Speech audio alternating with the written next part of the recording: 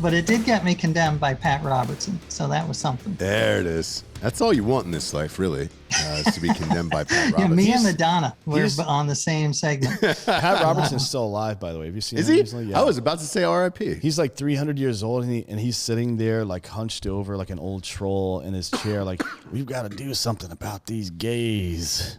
Oh, yeah. Dude, you should probably just die. Yeah. No, he's going to live. Those fuckers live forever, dude. Well, he's a billionaire, probably. I mean, they've been robbing dumb and elderly people for years now. Yeah. I mean, you ever thought about evangelicals? Put your fingers up to your head like this and say, God's telling me for you to write me a personal check for $2,000 right now. Yeah. Here's the things I could do with it. Yeah.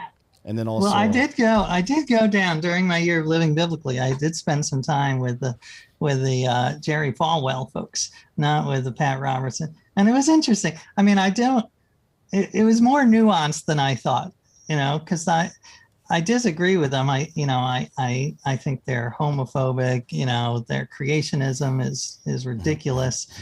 But I also learn, everything is gray. Nothing is black and white. And they do have some morality, caring for the poor and that kind of thing. So I didn't want to, I think PJ O'Rourke said, attacking, making fun of evangelicals is like shooting cows with an AK-47. It's just too easy. So I did try to see that there were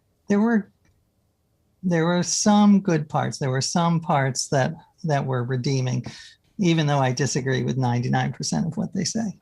Yeah, because the uproar in the last couple of days was that they let Joel Osteen on, was it the Today Show?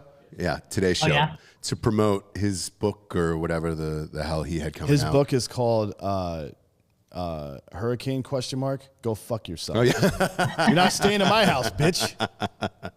Well, can I tell you, I almost worked with Joel Osteen, and I had to put my foot down and say no. And it was, so the year of living biblically was optioned like 14 times for movies and TV shows. At one point, Marlon Wayans was going to play me. It really? ended up being a sitcom on CBS for about 8 weeks, and it was terrible. It was just a shit show. But at one point, you said Marlon Wayans was going to play you.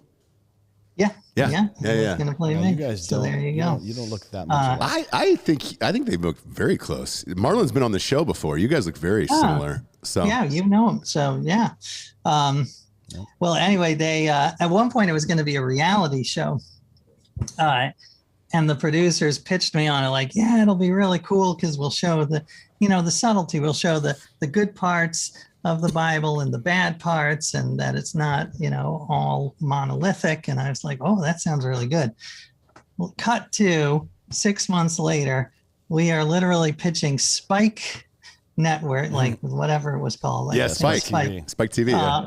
On the Bible Olympics, which was a bunch of men, like shirtless, hunky men, running down a mountain with stone tablets, like Moses, like who can get to the bottom fastest.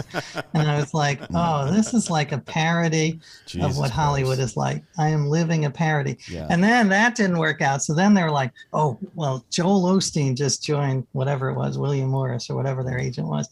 And he's like, and he might be interested. And I was like, oh, I like selling out as much as anyone, but that's just a bridge too far.